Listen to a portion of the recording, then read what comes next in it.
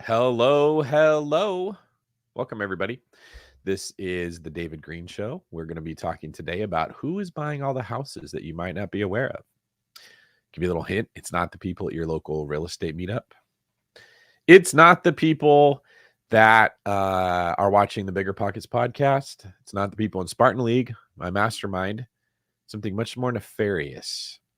I'm also trying to go live for the first time on several platforms, including X. Oh, you have to have a premium account on X to create live broadcasts. Please upgrade to a premium subscription. Well, it's not going to happen. Not right now, at least.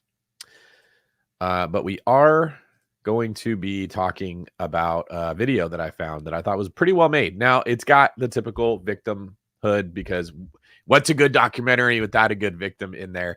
But other than that, I thought it was pretty good stuff. So we're going to be getting into it. Dominic says Elon Musk needs his money. That's funny. I know.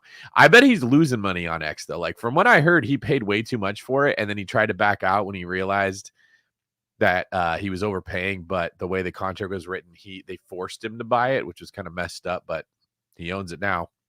Jake says, wait, I need nachos. That was referring to a Sunday Night Football line that I made earlier when I went on Instagram to tell people to head over to YouTube. Gordon Max says, I think that means what's up. Groggy Rick says, good evening. And Gordon says, you have to make a premium subscription to go live on X. Yeah, but I only have like 7 followers on there. If you guys are not following me on X or any social media, I'm at David Greene 24. So go follow me. Will you still be going to BPCon from Cameron Tournier? Yes, I will be there.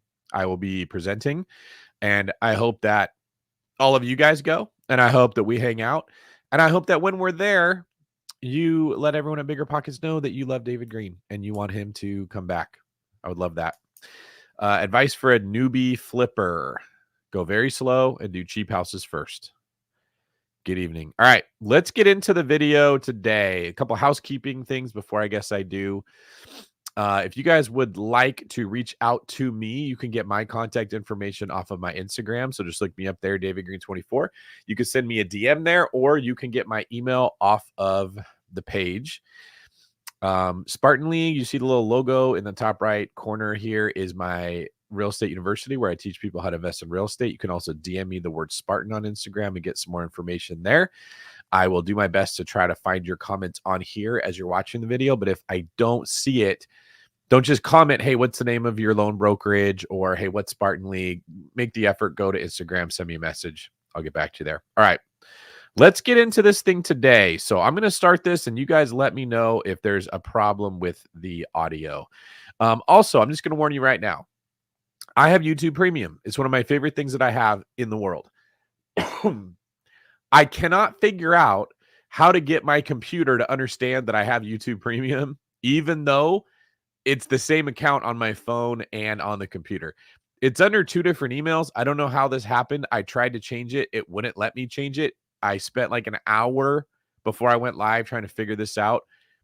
Really frustrated myself. So if we have some commercials, I'll just try to talk and get through it. But I apologize for that being the case ahead of time. And Instagram, make sure you guys jump over to YouTube.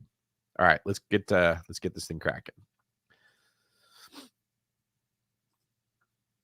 How am I supposed to compete with a hedge fund out of Texas on buying a home? Guys, let me know if that's too quiet if you can't hear. Makes you feel insane because it's like there's a conspiracy against me at this point. If you're looking for a place to live right now, you face a radically different housing market than people did even just 15 years ago.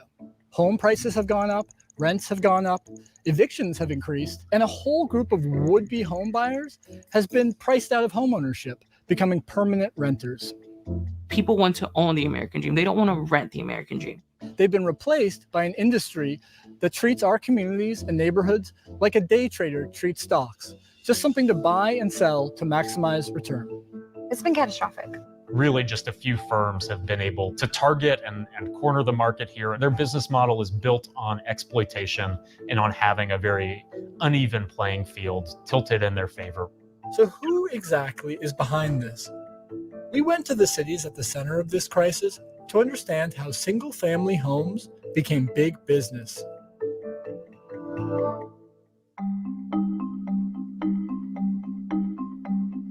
Yo nunca he hablado con los dueños, solamente con las personas que trabajan para el dueño. For the last 7 years, Sandra de los Santos has rented this house in Charlotte, North Carolina. Now she's packing up. In a few weeks, she and her family have to leave. Yo le dije a la compañía que hace 2 años la casa se venía llenando de moho, pero ellos nunca me habían hecho caso. From the beginning, Sandra's had problems with the rental. Every time it rained, water flooded into the house. Then came the mold. Mi esposo tuvo que cambiar esa pared para que no nos afectara, porque mis hijos prácticamente ellos cada mes estaban enfermando. Eran desvelos de mis hijos, no íbamos a trabajar por hacer todo eso y ellos no nos han compensado con ni $1. Nunca, al contrario, nos suben la renta. It's been years since she's been asking for repairs. Jessica Moreno is a housing organizer who's helping Sandra. They got their rent raised every year. They do what they can to... Housing organizer. Is that a title anybody's heard of before? That's interesting. Let's find out what a housing organizer actually is. make sure the rent is paid every single month. And then on top of that, they still have to fix the home. When she looked into Sandra's landlord, she found it's a Texas-based private equity firm that's among the largest owners of single-family homes in the country.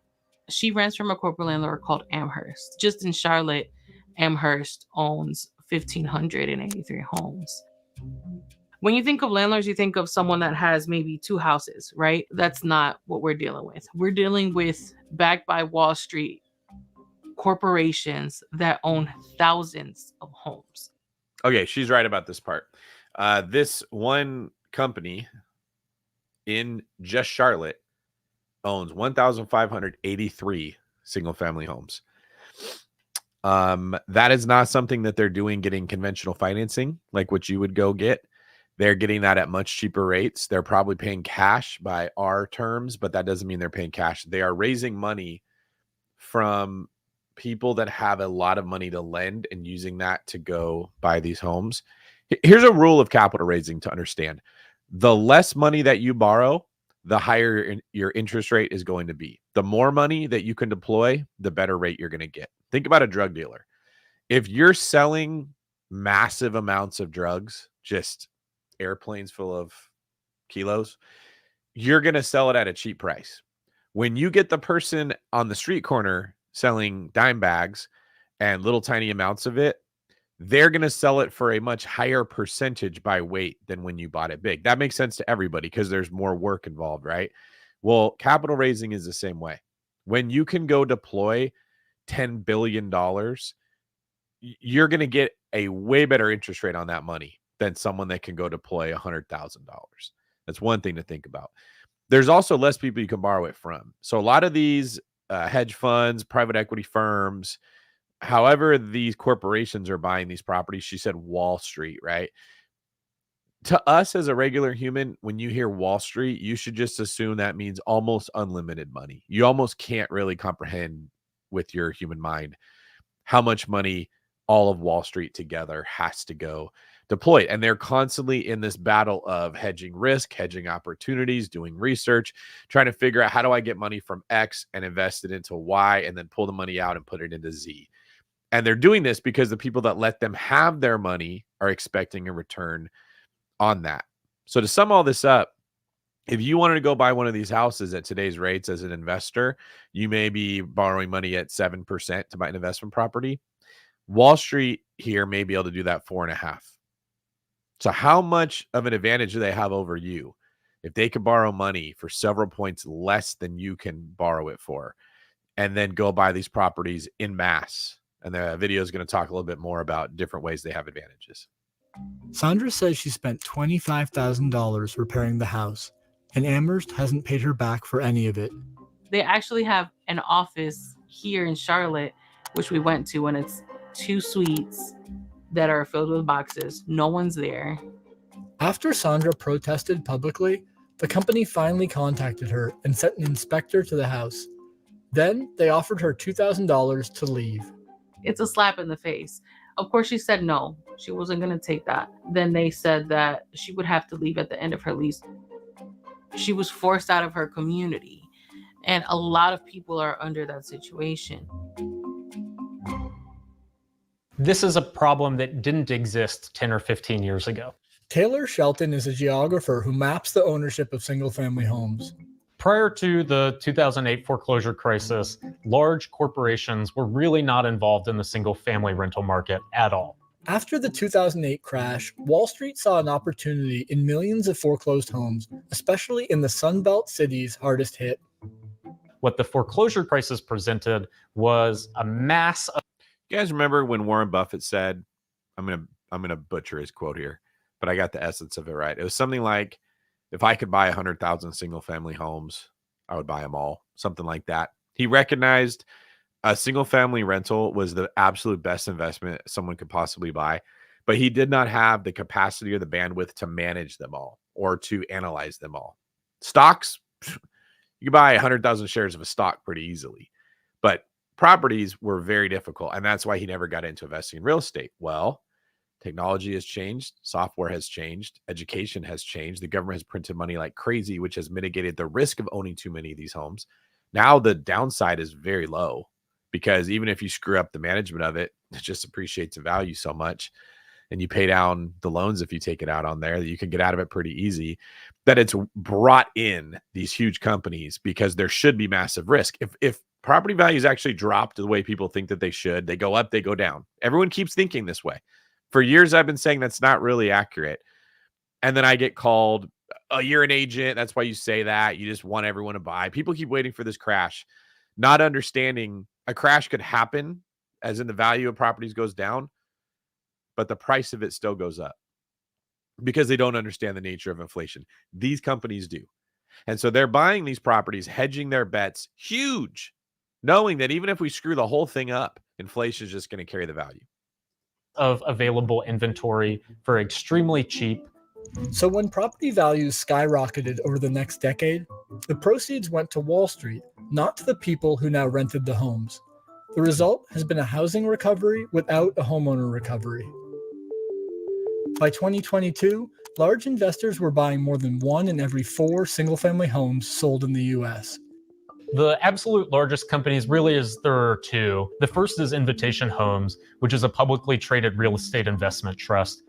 The next biggest actor is Progress Residential, which is owned by a private equity firm, Pretium Partners, based in New York City on Wall Street. So Invitation Homes is the arm of the investment cycle or development, I guess you could say, that is owned by BlackRock. So BlackRock raises more money than God, and then they go find different ways to invest it. They invested in all the biggest companies. It's actually one of the ways that they exercise a lot of control because they'll buy shares of a company, and with that, they will put somebody from their corporation in the board of directors. So they get some control over how that company's decisions get made and what type of stuff they do because they own so much of it. They also buy single-family homes through Invitation Homes when you hear that. Those 2 biggest companies, there's really 4 more. Amherst Holdings, based in Texas. First Key Homes, owned by Cerberus Capital Management. American Homes for Rent, now known as AMH. And then Tricon American Homes. There's really 3 things that... You guys see how many massive, huge companies are fighting to buy single-family homes? And I'm not saying this to put a feather in my cap. I'm saying I was warning of this 4 years ago when I was telling people I don't think prices are going to collapse. This is what I was seeing and why I felt confident to say it. It was a combination of inflation, lack of supply, and people smarter than you and me that were diving in to buy these houses because they recognize the value of real estate. This is a huge reason why prices didn't drop, folks. All of you people that are out there saying we have to have a crash, we have to have a crash, I'm waiting for it. You were kind of right. You're kind of right. You would have been right if it wasn't for all of these companies taking up the supply of starter homes. Because remember, they're not going out and buying expensive homes. In my books, I talk about how there's 3 tiers of homes. There's the starter home, the step-up home, and the luxury home. They're not buying step-up homes. They're not buying luxury homes. They're buying starter homes. The same ones that you want to get. The same ones everyone keeps saying is we need affordable housing. That's what you buy when you're a real estate investor. So they're buying those. You would have been right if it wasn't for the government printing a bunch of money. The government wouldn't have printed a bunch of money or really added money to the supply. I shouldn't say printed because that's not accurate, but I hope you know what I mean by that. You would have seen prices go down. Or if they would have built a ton of homes, which is the hardest thing to do. Okay, but this is what I saw that other people weren't paying attention to because they're not watching YouTube channels like this. They're not paying attention to the news. They're not paying attention to what's happening at the macroeconomic level. They're not watching the Fed, and they're not paying attention to business outside of just the bigger pockets framework. Like, I don't want to pay attention to that, David. Just tell me the calculator. Let me run the numbers, and I want to find that cash flow so I can quit my job. And boom, they got tunnel vision. That's all they can see. Those things aren't bad, but they will mislead you. If you keep looking and saying these deals aren't penciling out, so I'm not going to buy, I'm going to wait because the prices have to come down. If you're one of those people that said they have to come down, I'm saying this in love. You just don't understand. They don't have to come down at all. In fact, I'll go on and tell you, the only thing that makes prices come down, there is only one thing that can possibly make a price come down. And that's a house sitting on the market for a long time without anyone buying it. When the days on market gets really high, you have to improve the condition of the home or you have to lower the price. Most of the time, people can't improve the condition, and there's no reason to if there's a lot of other homes for sale. So they're forced to lower the price. What makes a home sit on the market for a really long time? Buyers don't want it. The only time that can happen is if you had a crazy oversupply of homes, or if we were in a massive recession where buyers didn't want to buy a house, or if they had something better to put your money in, right? If crypto was reliable, if there was other stocks you could invest in that would beat the real estate returns. We may get to that point of homes get just so expensive that you have to be rich to be able to play that game. And if you're not, people don't want them anymore. But absent that, everybody, it does not matter what you think the market has to do. They don't have to drop. And these guys, they will buy it if you don't want it. And when they buy it, it will never be on the market again. That house is taken out of existing stock for all intents and purposes. You will never see it. It will not be on the MLS. It will not change hands from one average Joe to another. If it does change hands, it will go to another private equity firm as part of a huge sale where they say bundle up 700 of those homes and send it from AMH to Invitation Homes. That's who's going to get that. And we're sitting over here completely ignorant, angry, yelling at the TV, yelling at the internet. Prices have to come down. I'm out here busting my butt and I can't afford a home and I'm mad about it. And I'm just going to say there has to be a recession. Pay attention. There doesn't have to have prices coming down. We can go into recession and the prices won't come down. You'll just be without a house. That these landlords are able to do. The first is these landlords raise rent and fees at much faster rates than any other type of landlord. The second thing is that eviction is a really core part of their business model. Institutional investors are. You know why they evict so much easier? Because they don't have that bleeding heart that the small mom and pop investors do, where they really want to work with that tenant because you have a personal relationship with them, because you know them, because you relate to them. The way it used to be with landlording, they don't know at all. They don't care. They hired a person and said, it's your job to make this perform well. If they're not paying the rent, it's not performing well. So that person becomes an expert in evictions and makes this happen way faster. This is what we get when we let the hedge funds buy all the properties instead of us. Way more likely to file for eviction, not as a kind of last resort, but actually at the very first moment they're able to. And then the third thing is that we know these companies are actually producing worse outcomes in terms of building maintenance. So they are in effect providing a worse product for higher prices. In Atlanta, Wall Street landlords now own more than a quarter of single-family homes. I met up with Robbie Caban, an Atlanta broker who's been working in real estate for over a decade. What I've seen is that my clientele, that buying pool of first-time homeowners or elderly who are downsizing, with limited income, like veterans and so on, they're no longer able to purchase. They have just been wiped out because they cannot compete with the other buyers in the market. Tell me more about the corporate buyers. What influence? When you got the 3 tiers of homes that I talk about in my framework, how I kind of see real estate: starter homes, step-up homes, investment property homes. The most popular one will always be starter homes. The least popular will always be luxury homes. When you have a luxury property, there's only a handful of people that can buy it. And even in a really hot market, sometimes those houses sit on the market a long time and they often sell for under asking price. It's very, very uncommon to see a luxury home sell over asking price. And it's simple. In order to sell over asking price, you have to have multiple offers. It's very hard to get multiple offers on luxury properties because they don't have that many buyers. Now, contrast that with starter homes. Everybody wants those. Okay. The people that cannot afford a step-up home or a luxury home want a starter home. That's who they're really meant for. Step-up homes are going to be bought by people that sold a starter home. That's my definition of it. You don't have enough. You can't save up a down payment for a step-up home. It takes too long. So what you do is you buy a starter home, it appreciates, you sell it and take the equity, and that becomes a down payment for a step-up home. And then usually you got to sell a step-up home to get into a luxury home.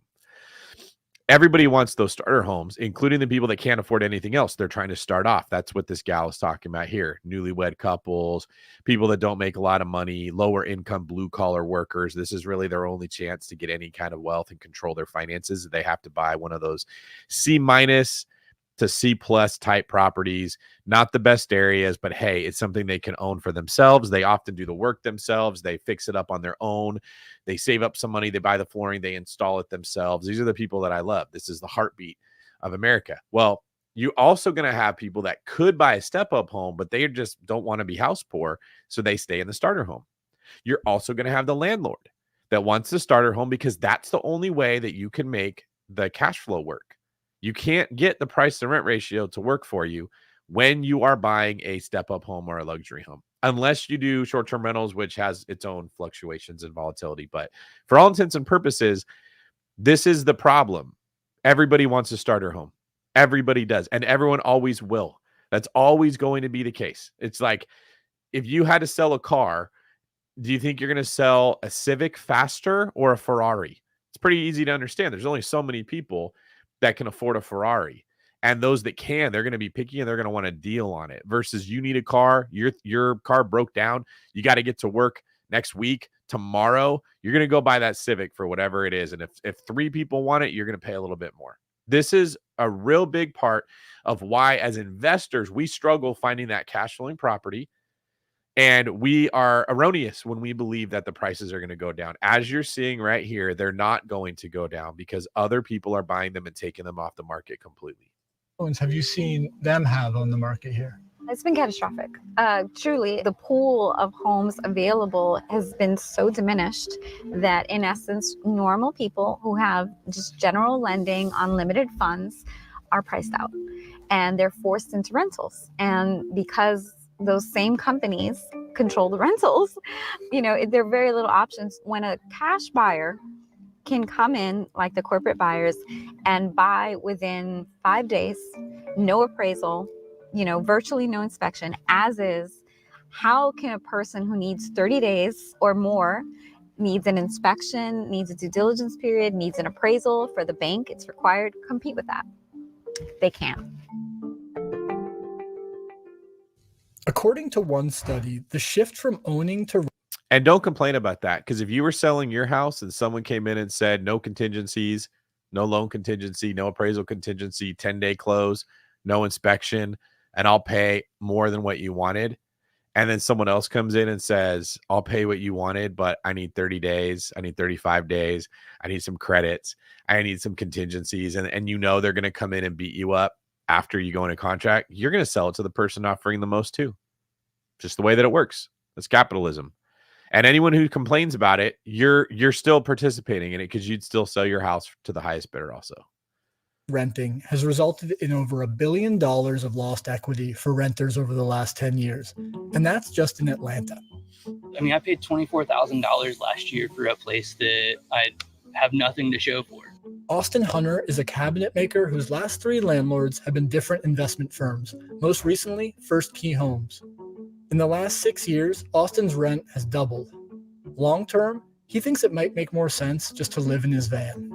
How am I supposed to compete with a hedge fund from Texas that's trying to buy a house when any house that I could ostensibly afford, they're coming in with cash? It really feels like I'm pushing a boulder up the hill and continually getting bludgeoned by the boulder. This is a guy who builds cabinets. This is not a lazy man. This is one who works with their hand. This is what we want Americans doing. We want people doing jobs like this. And he's saying, and I believe him, I'm considering just living out of my van. because he can't stop rents from going up and he has no control. Now, what I would tell someone like this is you need to buy a house, and even though your mortgage is going to be higher than the rent when you buy it, years of rent increases later, you're in a position where it's cheaper. And if it's too tight for you financially to do that, rent out the rooms, rent out the basement, rent out a part of it, buy yourself some breathing room and house hack. This is what I've been saying for years. And what we're seeing now is there might not be houses to buy for this guy. This is something I just think everyone should be prepared to swallow. You may see in the future, everybody is sharing housing that's not a wealthy person. If you're at like blue collar or below, you may not ever be able to buy a house with the way that things are going. You might just have to resign yourself to, if you're going to buy a house, you'll be sharing parts of it with everybody. And you will see housing floor plans become modified for multi-generations to live in or multi-people to live in. You may find that bigger floor plans are being split into like 3 different homes so that people can find a way to have something to live in. And I say this because we tend to have a tendency to complain and whine and moan that the house that we got didn't have quartz countertops, but we're living in a huge whole house all by ourselves, not understanding how rich we've really been the entire time. Coming back down on me.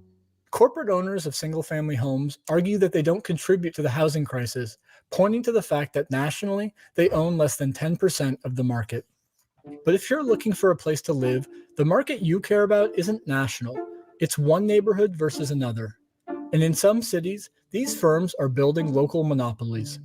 The way these companies' business practices have evolved is essentially to avoid competing with one another through this geographic targeting. Invitation Homes tends to purchase in, on average, wealthier and whiter communities. Progress and Main Street Renewal tend to focus on somewhat poor, predominantly Black. All right, let me break this down for you guys. He's mentioning the race component of it because that throws people off the minute you say that. It makes people angry. When you get angry, you don't think clearly. I'm here to just help you think clearly. The first group he said, I think it was Invitation Homes, they're investing for equity. That's what that means. Better neighborhoods, the prices will go up over time, which means they plan on holding it longer, and they have more cash, so they don't need the cash flow of the properties, which means they're beholden to less stakeholders because they can sit there and be like, we may not cash flow at all. We don't give a crap. We're going to hold it. It's going to go up over more. We're going to make more than everyone else. Then he just mentioned 2 other companies. I didn't catch the names there, but it doesn't matter. In buying in the worst neighborhoods, those are cash flow investors. They have stakeholders that they're probably paying dividends to. So their business model is, we're going to borrow money from you, invest it in real estate, pay you a portion of it. We're going to keep the difference. Just like a normal hedge fund would be. We're going to borrow money from you, invest it in the stock market. We're going to give you 80% of the money back to the investors. We're going to keep 20% for ourselves. That's like a typical hedge fund model. Well, if you have to pay dividends to people, you have to chase cash flow, which puts you in these exact neighborhoods that normally the people buying the homes would be minorities or people that are in positions of economic disadvantage. And this was their only way to get out of being a cabinet maker or a concrete layer or a fence layer or a house framer. They don't make a ton of money. They need to be able to own these houses themselves. They're going to take care of it way better. They're going to maintain the neighborhood. It's going to give them some hope. It's so important to have that. These hedge funds are walking in, paying more than they can pay, taking it off the market. Doesn't exist at all. Not only do they not get to own the home, but now they're at the mercy of whatever rents are going to be. The government will probably come in and say, we're going to stop these guys and we're going to put caps on the rent. And all that means is you're going to get worse landlords. Watch. That's what will happen. When they say we're capping how much you can raise rent, they're just going to say, fine, we're going to fight back and we're not going to make any of the changes to what the housing, to make the house in better shape. Neighborhoods. In some neighborhoods, it's upwards of 50 or even 75% of all single-family rentals are owned by these large Wall Street investors. And that the comment about this is why I push people to buy condos. Remind me at the end that we should talk about why that it can be bad too. That element of market power is really significant in the way these companies operate, really meaning that if you want to live in a given neighborhood, you're forced into working with a single landlord. Today, my administration is sending a very clear message to corporate landlords.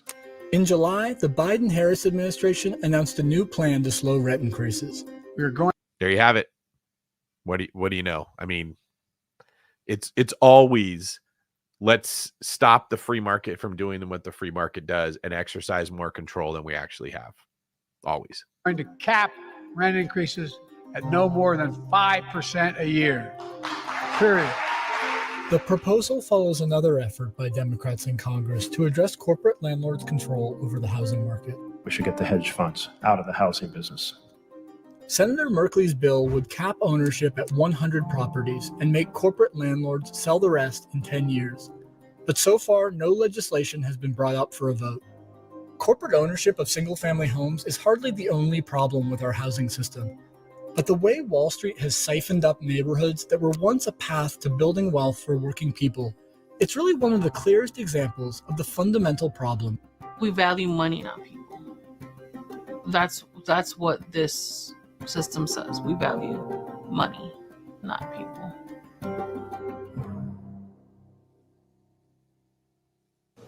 Thanks so much for watching our video. I don't know if I agree with that last part. We value money, not people. That's obviously the filmmaker wants you to take that perspective because that's got the emotional appeal to it. People value what's in their own best interest. That's why they value money. There's nobody out there that's going to be renting their house out for less than what they could be getting, or there's not many people that are going to be doing it. And to be fair, the tenants aren't going to be putting a whole lot of money into fixing up somebody else's house either. Everybody's going to value what they think is most important to themselves. The answer is not going to be to create laws and regulations to force people to do things. It's to let the free market do what it does. But I don't know. I don't think any Americans would be mad if we pushed hedge funds out of buying housing when we're having a housing crisis. Let them invest their money into companies. Let them fuel technology upgrades. Right? There's lots of ways that capital could go into play other than going to real estate, which is typically where the average American who doesn't want to have to be dependent on the government can prepare for their own retirement. So let me know in the comments what you guys think about this video. And then I've got another one I saw here, and I haven't watched this one already, but this came out a year ago, right? So let's see if a year ago, if people were talking about things that have actually come true today.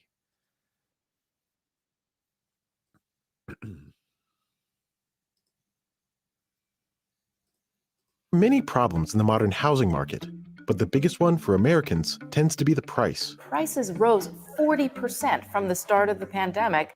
In the final quarter of 2022, the typical U.S. home sold for a record-shattering $468,000. That's unaffordable for most Americans, leaving them to rent. The housing costs are completely out of line with wages. Some members of Congress believe Wall Street is a part of the problem. What's outrageous is your tax dollars are helping Wall Street buy up single-family homes. You're subsidizing Wall Street. Massive private equity firms like Blackstone and Pradium Partners have backed a relatively new breed of homeowner, the corporation. This growing industry buys or builds single-family homes and then rents them out. We heard from community organizers that are door knocking in certain neighborhoods and are just surprised by how many of the homes on a particular block will be owned by a corporate landlord.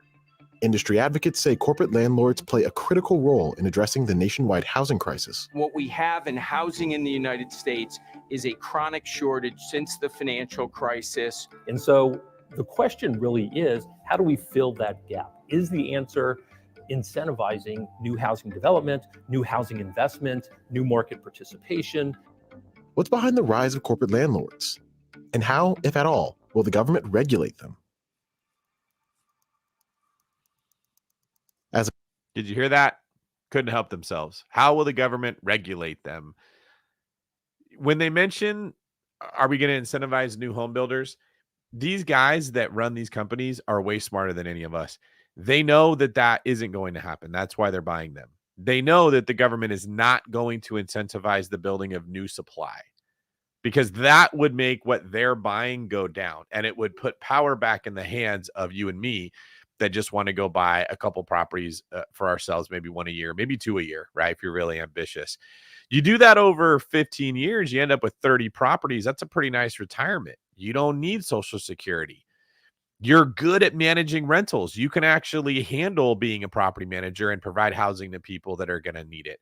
If they keep building new homes, there's risk associated with being a real estate investor. So you got to make sure you buy the right ones and you manage them well. These guys buying these houses know they're not going to ever incentivize building properties. They're not going to give tax cuts to get people to build more homes. They're going to take the existing supply and they're going to make laws that prohibit the people that already own them from being able to do more with them, because that's what's popular with the voters. And that's how you basically stay in office. As of 2023, corporate landlords only command a small portion of the rental housing in this country. The vast majority of all rental units, including apartments, are owned by individual, small-time investors. But there's growing focus on single-family homes. Institutions, large companies, only account for about 1% of all the rental housing in the United States and only about 2% of the single-family rental housing. There's a small but mighty group of companies that lead the industry. So Pretium is the parent company for a company called Progress Residential that owns about 90,000 homes. They were started by Don Mullen, who came out of Goldman Sachs' mortgage group. Invitation Homes was started by Blackstone, but Blackstone sold their position a long time ago. They own about 80,000 homes. American Homes for Rent, which was started by Wayne Hughes, they own about 60,000 homes. There's a company called Tricon Residential that's out of Canada. And then there's one called Amherst. Those are the big five.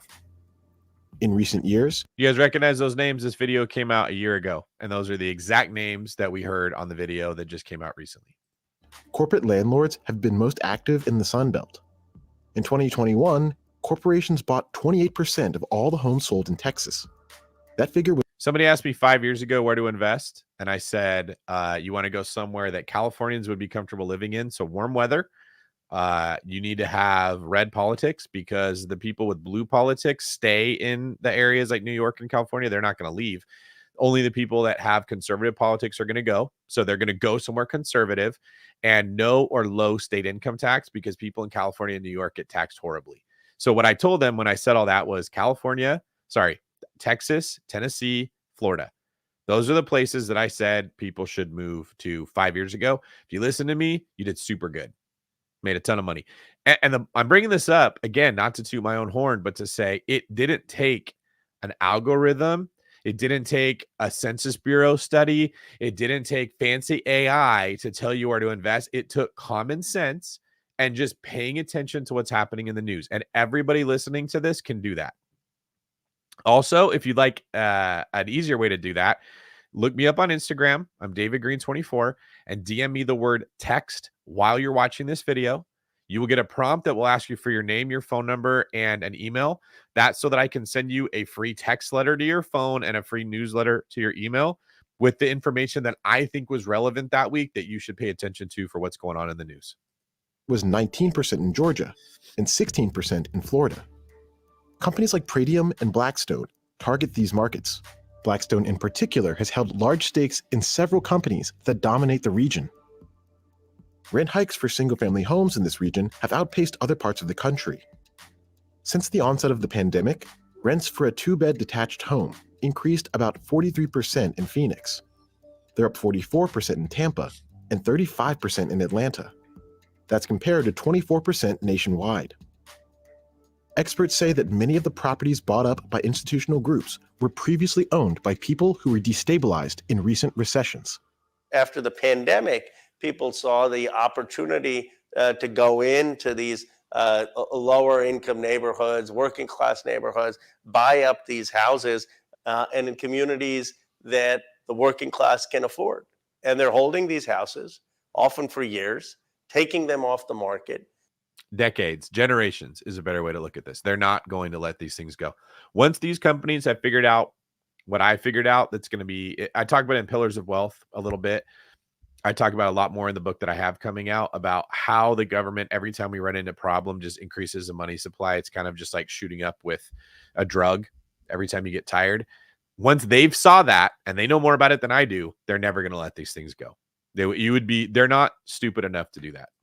Making it even harder for young people and working class families to own a house. Companies like Blackstone make serious money from these investments. For example, the company's real estate income trust delivered an 8.4% return on investment in 2022. This in a year when the wider stock market declined nearly 20%. All right, this is a good stat to notice here. When the S&P 500, the top 500 companies in the stock market, lost about 20% of their value, the REIT run by Blackstone, REIT stands for Real Estate Investment Trust. This is basically like a bunch of stocks that you're getting a share of the homes that they own, went up by 8.4%. That means that they beat the S&P 500 by about 28%. That's what real estate does for you. Okay.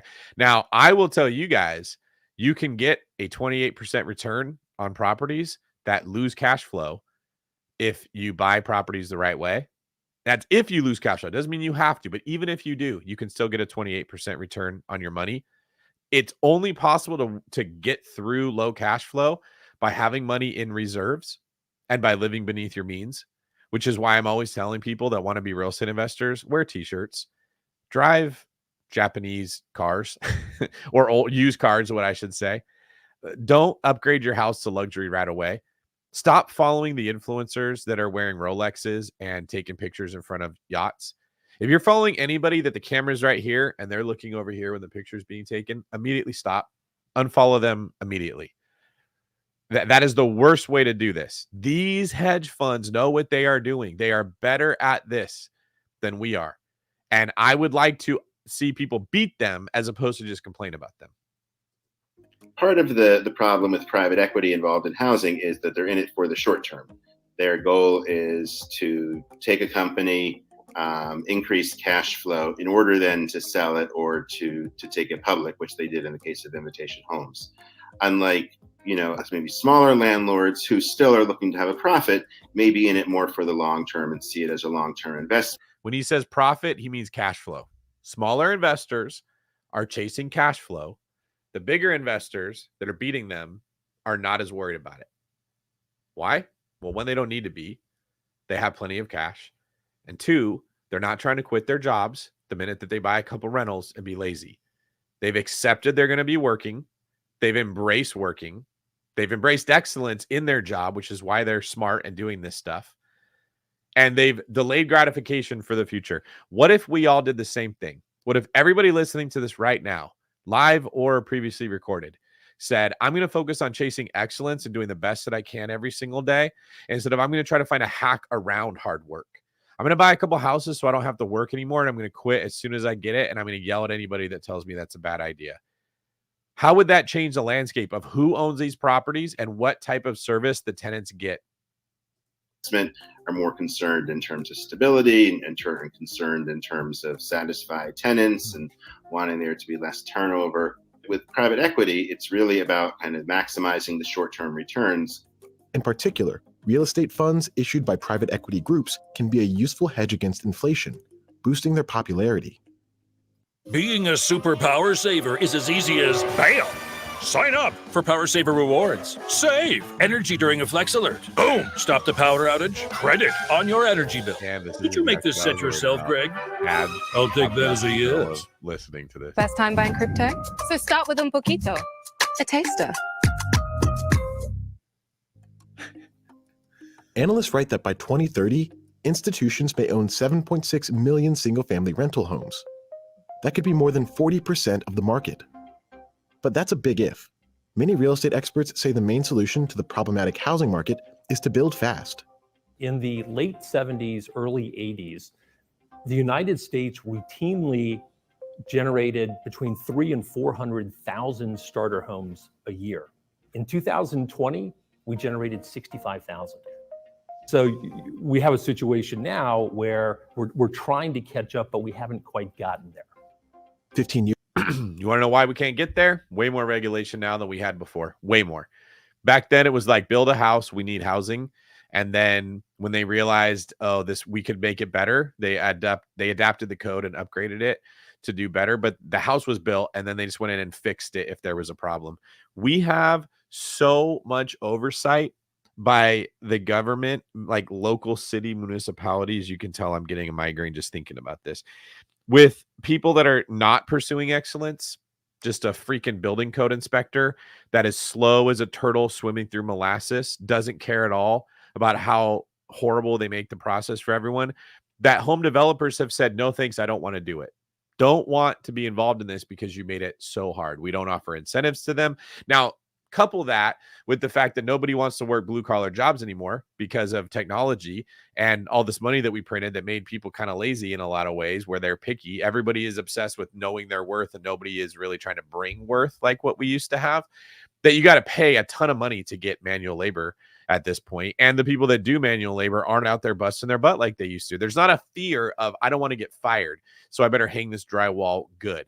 I don't want to get fired, so I better lay this foundation as well and as fast as I can. It's, if I get fired, I'll just get unemployment. The government's going to take care of me. That, I promise you, has a big impact on how hard it is to be able to build more homes. Years ago, lots of homes were coming onto the market. As Wall Street's risky lending led to a crash in the late 2000s, scores of people lost their homes. Roughly 8 million mortgages went into foreclosure between 2007 and 2016. Institutional investors stepped in, buying up homes that were on sale. A lot bigger investors started to get into the rental game. They started buying up thousands of these distressed properties.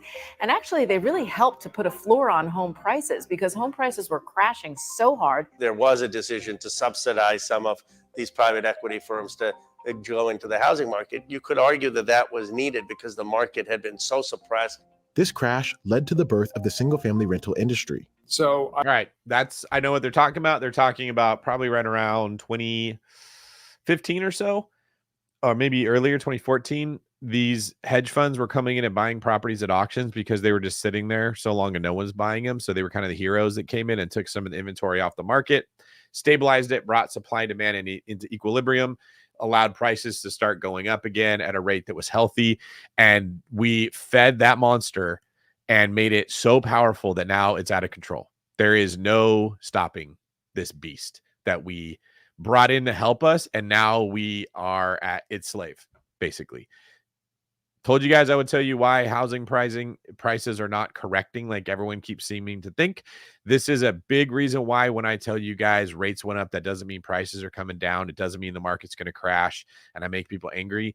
This is the perspective that I have. This is the stuff I'm paying attention to. These are the things that I'm seeing that not everybody is.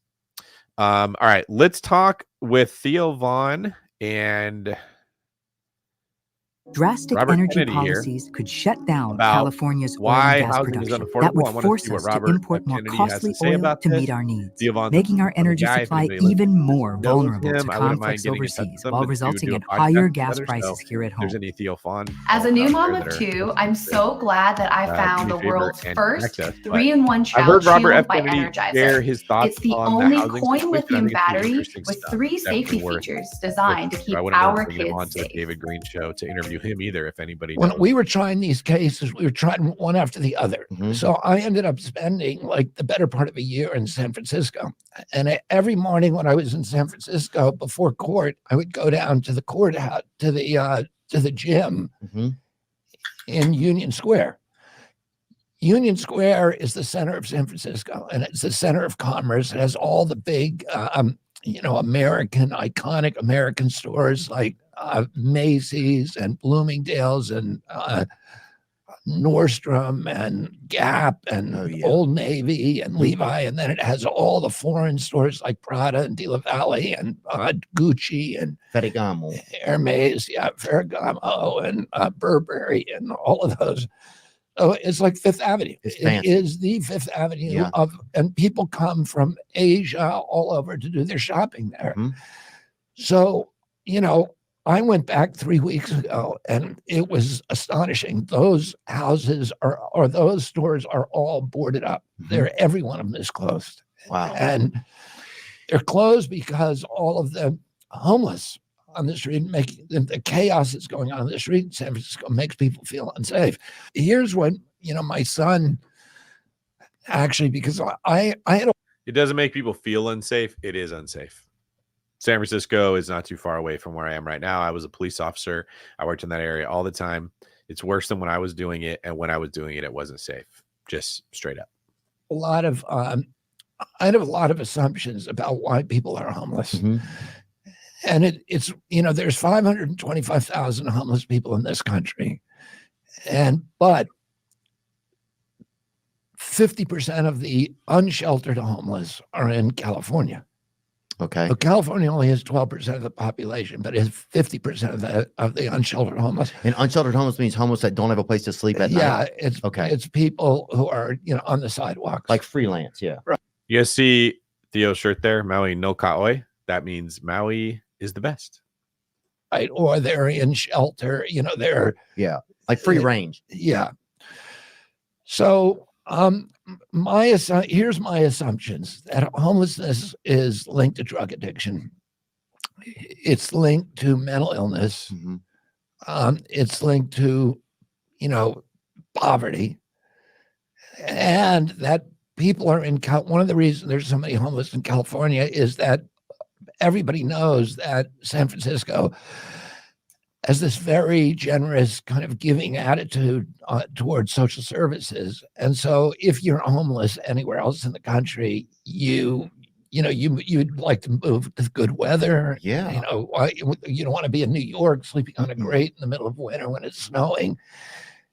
Get on a Greyhound and come out to San Francisco and, Not only are they getting on Greyhounds and coming out to San Francisco, the municipalities where homeless people are causing problems will literally buy them a ticket and put them on a Greyhound and send them to San Francisco. Real talk. And celebrate, right? Yeah. And I also had heard this, which turns out not to be true, that in some cities like Dallas or Nashville, if you are homeless, that they instead of putting you in jail, they give you a bus ticket to San Francisco. Oh, wow. So I don't know if it's true or not. But anyway, so my son turned me on to this writer called my son Connor, who you know, Matthew Desmond. And Matthew Desmond has written these books on homelessness, and he's done these studies on homelessness. And they in San Francisco, they actually went around and interviewed thousands and thousands of homeless people. And what they found is that the people who are homeless in San Francisco are from San Francisco, and they're from California, and they didn't come from somewhere else. So it's not a lot of people yet bust in or transplants or whatever. Right.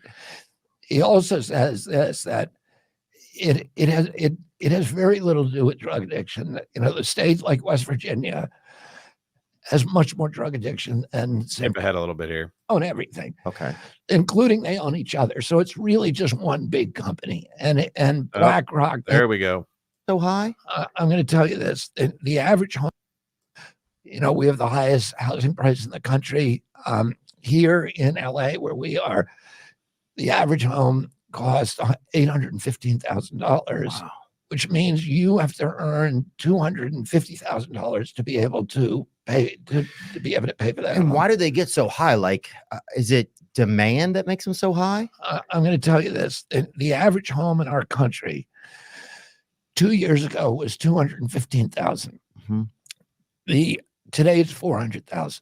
And the interest rates have gone from 3% to 7%. So kids today, like your kids and my kids, are never going to buy a home. It used to be. But if they're not going to buy a home, and the median price of homes sold by realtors has risen sharply since the beginning of the pandemic. Yeah, and here's why this is happening. There's three big companies, BlackRock. Okay, I've said it before. I've said it a couple of years ago. It's only picking up steam. The people that keep thinking housing's unaffordable, the prices have to come down, are doing that under the assumption there's no one to buy the house because they don't want to buy the house. They don't want to buy the house because it doesn't cash flow, or because it's more expensive than renting. I am telling you, out of love, there are other people, he's about to say their names, BlackRock and State Street are the first two up here, that do want to buy those properties. And when he says your kids may never buy a house, that is not fantastic hyperbole. I think that it is very likely we see a scenario in the future where owning a home yourself is considered a flex, where homes will be purchased with fractionalized ownership, that you and 20 other people, 100 other people will all go in together to buy a house, and you'll share the value, the equity that's gained, the appreciation, and if there's any cash flow. Or these hedge funds buy them all, and you buy shares in the hedge funds, and that's your version of owning a house. Not excited about that, but I'm telling you this because if you're thinking about buying a home and you keep saying I'm waiting for prices to come down, nobody wants that to happen more than me. I'll have a bunch of investors I can sell homes to, and there's a bunch more homes that I can buy. I think you're a fool if you're betting on that. State Street and Vanguard, these are the biggest companies, you know. And they have a monopoly on a lot of the housing market, right? Well, what they do, they own everything. Okay. Including they own each other. So it's really just one big company. And BlackRock, that it has $10 trillion under management. The GDP of California is 10 trillion. The GDP of California is $3 trillion. And so they're 3 times the size of California. California economy is the 5th largest in the world of all nations. So when you have that much control, can't you just make your own universe? Can't you? Well, so they own, those 3 companies own 88% of the S&P 500. Wow. So they basically just own everything. And now, okay, if they own 88% of the S&P 500, and like I told you guys earlier, when you own enough of a company, you can tell them who's going to sit on the board of directors, which means you can influence the way that the decisions get made, which means whatever your values are or your benefits are going to be influenced.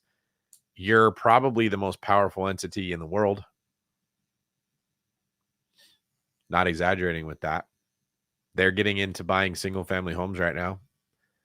And you've got a whole community full of real estate investors that are just pounding the table. These prices have to come down.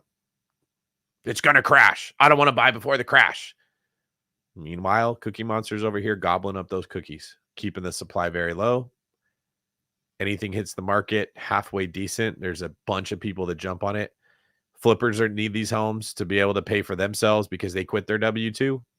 They quit those jobs that they didn't want to have that we need to make the country work. They wanted to get flipping. So now what happens? You don't have starter cheap homes. You got a nice, beautiful home that's been made nice, pushing the price up higher. Investors buy those homes. Burr people buy those homes. Now hedge funds are buying those homes, and regular people that just want a place to live are buying those homes. There's a crazy amount of demand for these things because there's nowhere else to put your money. The S&P 500 lost 25%. BlackRock's REIT made 8 or 9%, 8.5%, I think it was. We've been talking about how real estate is the best thing since sliced bread for a long time, and I've been trying to convince people to buy it. And smarter people than us have figured that out. If you're riding the bitter train, if you're sitting there and feel sorry for yourselfville, it's time to get on a Greyhound and leave because it's not benefiting you.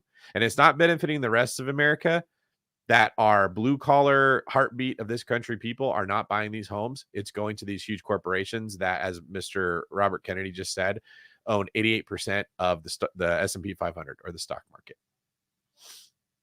Okay? Real talk.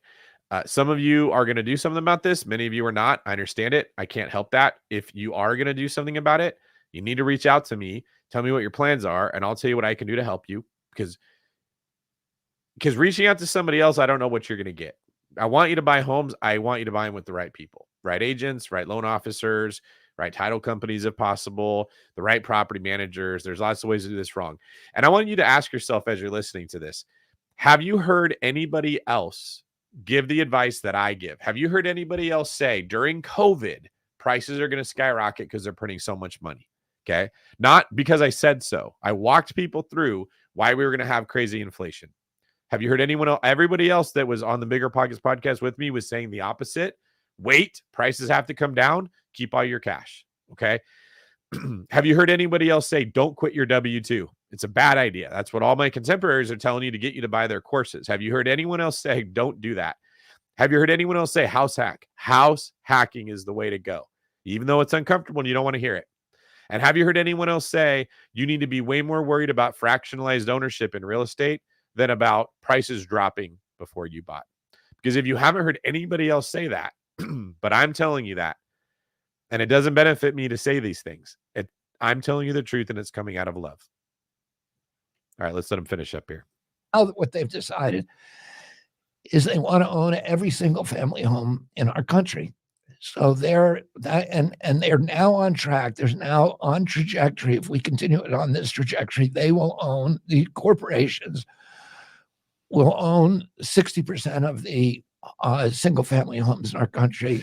And they pay nothing for money. So they're like, if you're the richest person in the country, BlackRock's cost of money is 30% lower than you. So they're competing against our kids and your kids. Why is it so different? They want it now. They want to own everything. So why is the percentage of the cost of the value of borrowing? Oh, because their credit is so impeccable. Oh, I see. They have like 900. Yeah. Oh. So they got the better than the best credit rating. I think I got 670 or something. I don't know. What's okay? I don't know. Yeah. But isn't that like privatized communism or something? That's what it feels like. Well, yeah, it's like socialism for the rich. And, this barbaric, merciless, ruthless, savage. It doesn't sound like socialism because private companies own the properties. But if in this hypothetical scenario, if they owned all the homes or most of the homes and they own most of the shares in all the companies, who stands up to them? Does the government tell them what to do? Or do they tell the government what to do? It will function. It'll be the functional equivalent of socialism if that happens. The assets of the country, which is where the power comes from, will not be owned by the American people. They will be owned by these corporations. And by the way, guys, in case you weren't thinking about it, you can buy shares in these companies if you're not an American. If you're from China, if you're from Russia, if you're from anywhere, those governments can go buy shares in these companies. They can literally print their own money, use that money, which becomes worthless when they make more of it, to go buy shares in the companies, which have a lot of value because they own American assets.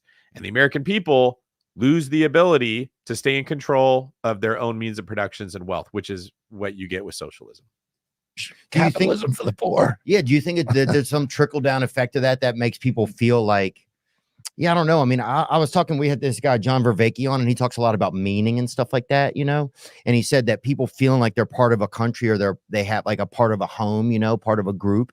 It creates a lot of meaning for them, just in their life. Well, yeah. And I think I noticed even with my own, like, probably like our parents and stuff, I think a lot of them were very like pro-America and like, they had family members that died for our country and they, it meant something to them to be part of America. And then now I think a lot of them see this kind of unfolding or like kind of the flag kind of like fraying at the stitching, and I think it's very scary because if you start to feel like you don't have your country, then I think you start to feel like, okay, it's every man for himself in a way. Does that make any sense? Yeah. And, and you're absolutely right. There's a poll that came out 3 weeks ago that showed that in 2013, kids between 18 and 35 years old, that 85% of young Americans said they were proud of the United States. And then another poll, the same poll, came out 3 weeks ago. Wow. That showed that only 17% of kids say that they're proud of it to be. And I said, we're really, devastating. But one of the things that you were saying, I think is true, that if you own a home, you care more about your community. You care about the schools. You care about the police. Oh, that's a great point. About the hospitals. You take care of your garden. You make it look nice. Yeah, you might be more likely to help. To mic drop. I would try to drop my mic, but I can't.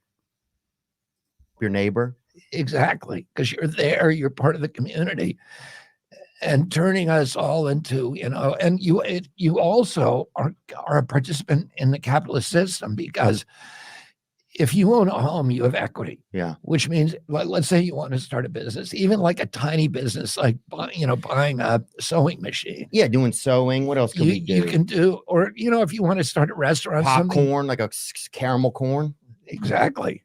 Something like that. Great idea. Yeah. Thanks. And but you could get a loan. You can get a loan right on your house, and so you have an entree into the capitalist system. Yeah, and because then you're always everything's possible. You could sit down with your family at night and be like, "Hey, mom and dad are thinking about doing this business. What do you guys think?" And maybe your son's proud of you, and it creates excitement in your house, And even if, like, I remember my mom went to law school and she couldn't do it because she had too many kids and it was too much work. But I was still always proud of her that she tried to do it. Like, I think. yeah, having the financial ability to do stuff like that is just so important, man. And then otherwise you feel, yeah, if you're just a renter, if everybody's a renter, you don't care. Nobody, you just feel like you're like a renter by force. Like you don't even have a choice to be a renter, you know? Yeah. Yeah, that's kind of scary. How do we battle against that? And is it something that a president can do or a political official can do, or it's something that, how do we reverse that? Well, I don't know. I mean, there's parts of their of what they're doing that, yeah, a president can deal with it. For example, they own all the packing companies. So there's only 4 meat packing companies, and those companies have a stranglehold on farmers and consumers. And they should have been prosecuted a long time ago for antitrust. But because BlackRock is so powerful, nobody will touch them. Wow. That is getting to the point I made earlier to everybody. I really hope this video doesn't get taken down because I mentioned this type of thing, because who knows how much of YouTube and other places BlackRock owns, right? But when you have that much ownership of the companies, you can influence the way that things go down, which is exactly what Robert Kennedy is talking about here. They are allowed to keep that stranglehold, which would benefit the shareholders, which in this case are the big hedge funds. Oh, and so that's a dark art, huh? By the way, how did these hedge funds get all this money? Because we printed a whole bunch of it, and smart people ended up with it, and they pulled it together and created this Voltron of evil. Yeah. I mean, they're just, what they're doing is they're just strip mining the wealth and equity from the American middle class. Yeah. And you see that, yeah, it's sad. And who is it? Who is BlackRock? The head of it is the CEO is a guy called Larry Fink. He's also on the board of directors of the World Economic Forum. So in the World Economic Forum, meets in Davos. It's a billionaires boys club. They meet in Davos. They meet in Davos every year, and they try to figure out what. All right, I don't know a ton about Larry Fink, and I don't know if he's a good guy or a bad guy or some combination of the two. No idea. So I think the point here has been made. To a couple of your comments. So true. There's a renter mentality everywhere. Imagine the slum lord notion that people think small investors are bad. This will unravel in 10 plus once house maintenance starts to take effect. You said it just like how I imagine it, a big blob of money just empowering themselves to take everything you love. Where's another comment up here that I thought was pretty good about, like, you're talking about the problem. What's the solution? Let me see if I can find that quote. Brady Morgan said the real estate sector is the largest component of the economy by far. We all better hope the housing market doesn't crash because we all have bigger problems to worry about. True. Oh, it was Brady's also quote. We know what the problem is. What's the solution? Only solution I can think of is you have to introduce risk back into the market. Okay. When you aim small, you miss small. So you get investors that want to go buy homes. They buy homes. You hit a recession. The tenant can't pay their rent. They're going to lose some money. You got to let that happen. They lose the house. Somebody else that's been saving money buys the house. It stays in the hands of the American people. Every time we have a recession and they go print a bunch of money, what that does is it eliminates risk, or it seriously mitigates it for the people. So I wouldn't want to own 9,000 homes because I can't oversee 9,000 properties, right? I can oversee 9. I can't oversee 9,000. So I'd never buy 9,000. Nobody would. What if I don't need to run it very well? What if it's like, man, shooting a basketball is hard because that rim's small, but what if they just made it humongous? You're like, I can just throw it somewhere in that direction. It's going to go in. Are you going to like really focus and pay attention to the mechanics of your shooting? No, that's kind of what we had. You got to let people fail. You also got to build more housing, which means that they need to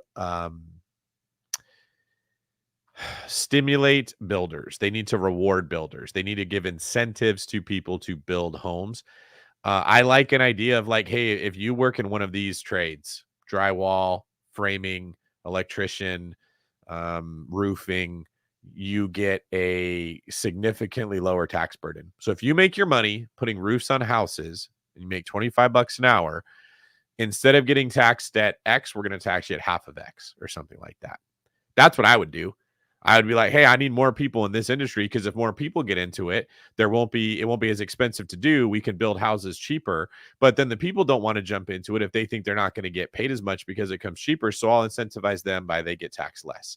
You want to be a YouTube influencer, you're not getting a tax break. You want to be a TikToker, you're not getting a tax break. You want to go out there and actually build the country that we all live in, you want to go hang steel, you want to go pour foundations, you want to go do the stuff that needs to get done, I'll give you the tax break. That's what I think. But it doesn't matter to talk about what I think the solution is, Brady, because we don't have control over how that goes down, right? Like, the people that vote for the president rarely ever think about it the way we're talking about it right now.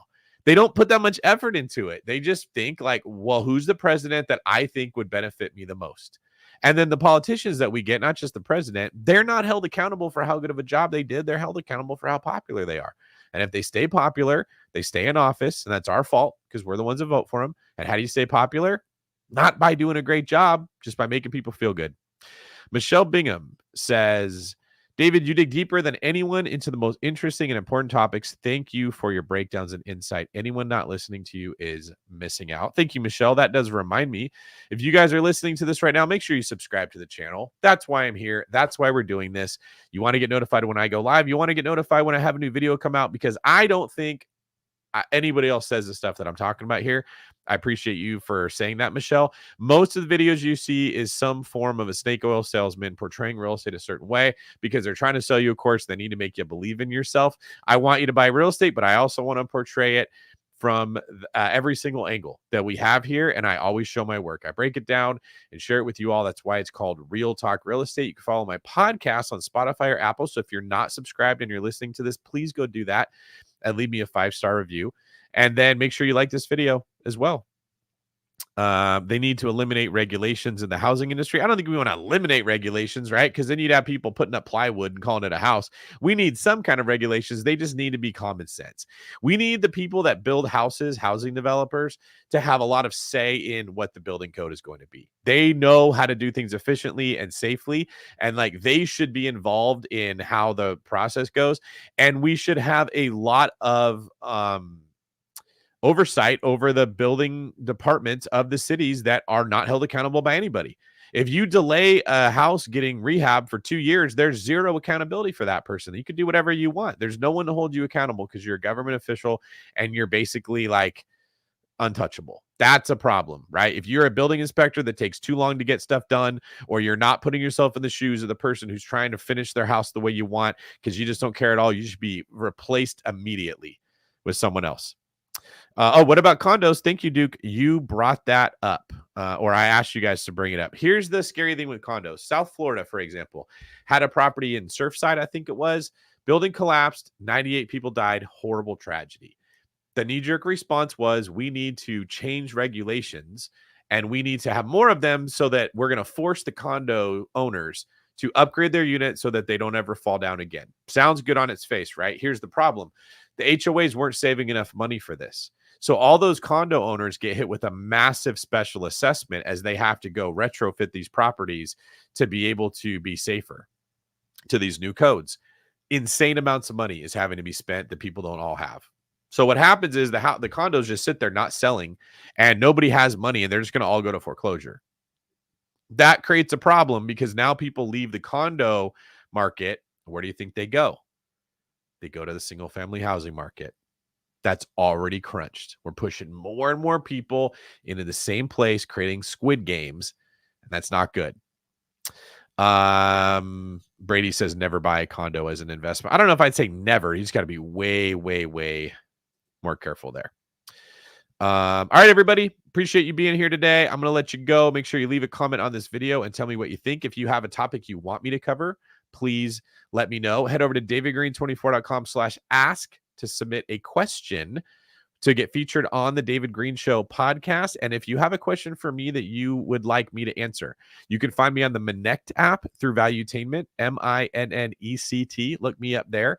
You can ask a question or you can ask one for free at davidgreene24.com/ask to get featured on the podcast. You can also DM me if you're thinking about refinancing your house. I probably have pushed about 75 people in the last 2 days to the OneBrokerage, who are going to all save money refinancing their house. If you have an interest rate above 6.757%, make sure you DM me on Instagram, send me an email, get a hold of me somehow, because we can save you money on that. And that's what I'm here for, to educate you, to help you prevent making bad decisions, to share all the things that I've learned from investing in real estate and running companies myself, and to give you services with good, honest people when the time comes, like buying a house or refinancing one. So thanks. I love you guys. Appreciate all of you. And thank you for being here and watching the video. I will see you on the next episode of The David Greene Show.